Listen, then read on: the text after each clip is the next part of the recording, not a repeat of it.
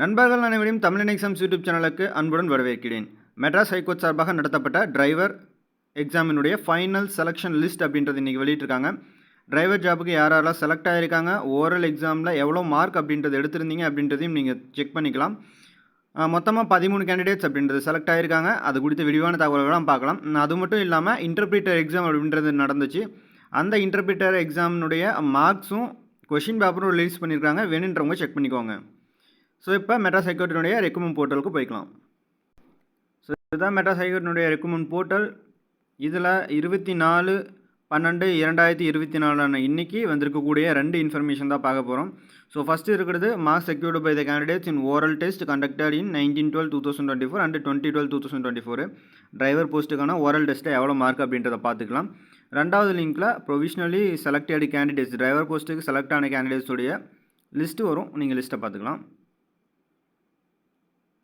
So இதுதான் open பண்ணியாச்சு PDF. மொத்தமாக 13 நபர்கள் செலக்ட் ஆகிருக்காங்க. அதில் ஃபஸ்ட்டு மார்க் எடுத்தவங்க 183.5. இது எதை பேசிஸ்னால் உங்களுடைய மார்க்கினுடைய அடிப்படையில் மெரிட் பேசிஸில் இந்த 13 பேருக்கும் ரேங்க் கொடுத்து ஃபிக்ஸ் பண்ணியிருக்காங்க.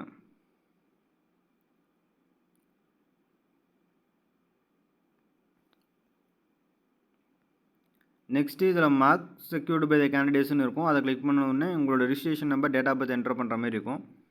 அதை என்டர் பண்ணியிருந்தீங்கன்னா ஓரல் டெஸ்ட்டில் நீங்கள் எவ்வளோ மார்க் அப்படின்றத செக் பண்ணிக்கலாம்.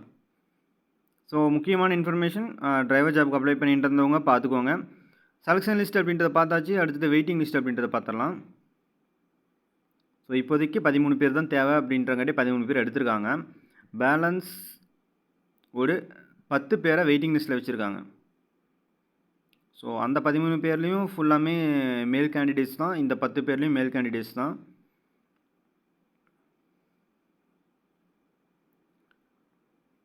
இந்த வெயிட்டிங் லிஸ்ட்டில் இருக்கக்கூடிய கேண்டிடேட்ஸ் எப்போ வேணாலும் தேவைப்படக்கூடிய பட்சத்தில் மெட்ராஸ் ஹைகோர்ட்டினுடைய டிரைவர் ஜாபுக்கு அப்படின்றது உங்களுக்கு அப்பாயின்மெண்ட் வரும். தேவை இருக்கக்கூடிய பட்சத்தில் உங்களுக்கான வெயிட்டிங் லிஸ்ட், இந்த வெயிட்டிங் லிஸ்ட்டில் நீங்கள் செலக்ட் ஆகிருக்கீங்க இல்லையா, உங்களுக்கான வேலிடிட்டி எவ்வளோன்னு பார்த்தீங்கன்னா 1 வருஷம். இன்னைய டேட் இவங்க ரிலீஸ் பண்ண இந்த ரிசல்ட் ரிலீஸ் பண்ண 24/12/2024 இருந்து 1 வருஷம் வரைக்கும் வெயிட்டிங் லிஸ்ட்டில் இருக்கக்கூடிய கேண்டிடேட்ஸுக்கு கால் வந்துச்சு அப்படின்னா நீங்கள் ஜாபில் வந்து ஜாயின் பண்ணுற மாதிரி இருக்கும். அப்படி கால் வரல அப்படின்னா ஆட்டோமேட்டிக்காக கன்சிடர் பண்ண மாட்டாங்க. நீங்கள் திரும்பவும் புதுசாக ரெக்ரூட்மெண்ட்டில் எக்ஸாம் எழுதி வர மாதிரி தான் இருக்கும்.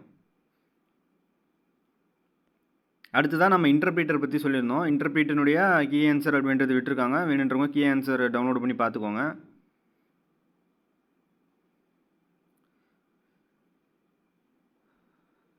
அவ்வளோதாங்க. மீண்டும் இது போன்ற ஒரு நல்ல வீடியோவில் சந்திக்கிறேன். இது தமிழன் எக்ஸாம் சிறுதுளி பெருங்கடல்.